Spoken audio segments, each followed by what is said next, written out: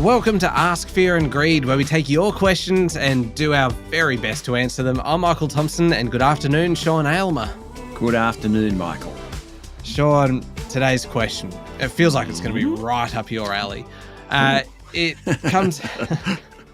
Goodness me, I risk derailing us quite early on today.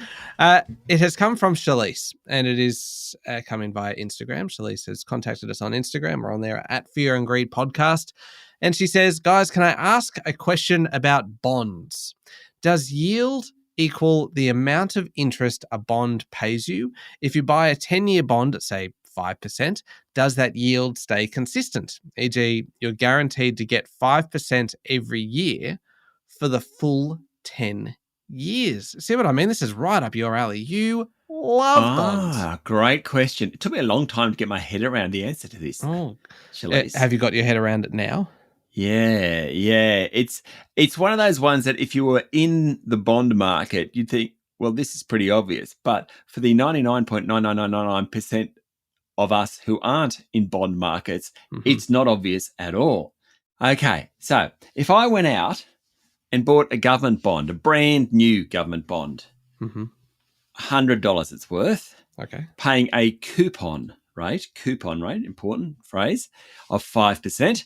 That means every half year, let's say, I get 2.5% of that $100, $2.50. Next half year, $2.50. So the coupon rate of 5% does not change.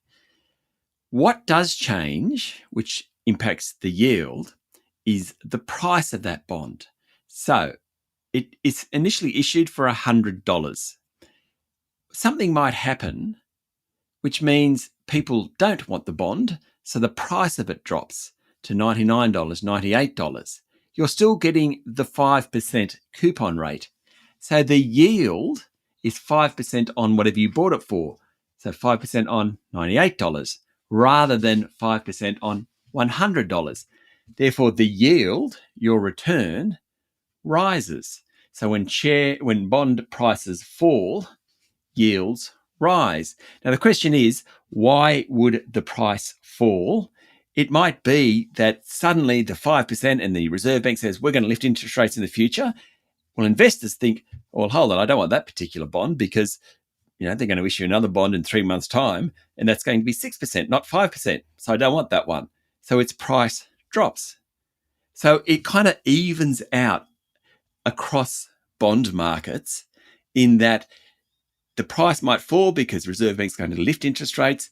Therefore, the yield you get, the original coupon rate on the price you pay, increases to make it competitive with the bond that might be issued in 3 months' time at 6%.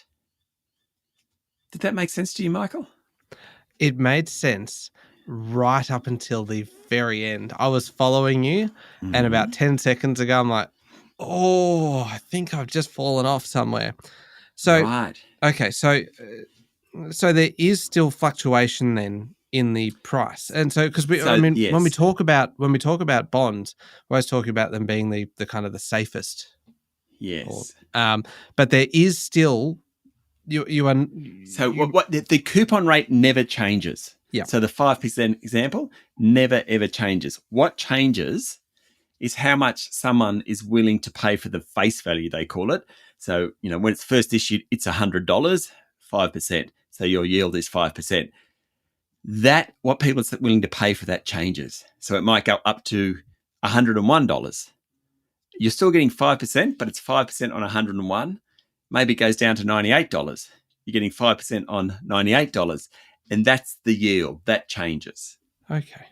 So the coupon rate never changes. Yeah, and typically they're for a set term, like 10 years, 3 years. So 10 years, 3 years, 2 years, whatever. And if you just hold the bond, so you buy it for $100, 5%, you don't do anything with it. You never actually sell it later in the secondary market. You just hold on to it. Well, you get, at the end of it, you get your $100 back, having earned 5% a year over the 3 years or the 10 years. Even if the price has gone down of the... So this is when, if I buy it new and I just hold it until maturity, so I don't try and sell it or anything like that, then you just get the $100 back each year. You get 5%. But in what professional investors do. They buy and sell bonds. So they buy a bond, but then they sell it in the secondary market. Yep. And that's where you're getting price changes and yield changes. Okay. All right. I don't know whether you're with me on that one, Mike. No, I am, but I'm just like reaches maturity, say you're at the end of the 10 years, are you going to be getting that full $100 back even if the price has changed in that kind of intervening period to say 98 or 101? Are you still set to get that full figure back? So in that instance, I have held it from the day one to the final day. So the price didn't ever change for me because I'm not buying or selling it. It's only if I'm buying or selling it that the price changes. So you think of a house, right? You buy a house for $1 million and it goes up to 1.2 million, then it goes down to 900,000. Then a lot. But to you, you're still paying your loan repayment on $1 million. Yep. It's only when you actually buy or sell that you got to think about that stuff. It just got a little bit brighter in this studio, and it is because the light bulb just went off over my head. I understand it. It is hard to understand because for years I got the coupon rate and the yield mixed up with each other. Oh, right. But the coupon rate never changes. The yield does because the price does. Well, look, I think that was kind of less Shalyce's question and more about half a dozen of my own in there. But I think you have done a very good job of explaining bonds broadly. Maybe. A lot more on bonds. Bonds are very, very interesting things. Well, you know what? I'm actually with you there. I found that remarkably interesting. And I've even got my genuine face on here, Sean. I mean what I'm saying. Look, Shalyce, I hope we answered your question. I say we. I hope Sean answered your question satisfactorily. If he didn't, please feel free to send through a follow-up, and we'll devote another episode of Ask Fear and Greed to talking about bonds, which I'm sure Sean never too many episodes on bonds. Oh, goodness me. We'll just have our own little bond stream of just podcasts about bonds. It'd be quite a niche audience. Would be niche, definitely. Yeah, but you'd be very excited. Thank you, Shalyce, for the question, and thank you, Sean. Thank you, Michael. Remember, if you've got something that you would like to know, then please send through your question like Shalyce did on Instagram, or head along to LinkedIn or Facebook, or you can send an email through our website, fearandgreed.com.au. I'm Michael Thompson, and this is Ask Fear and Greed.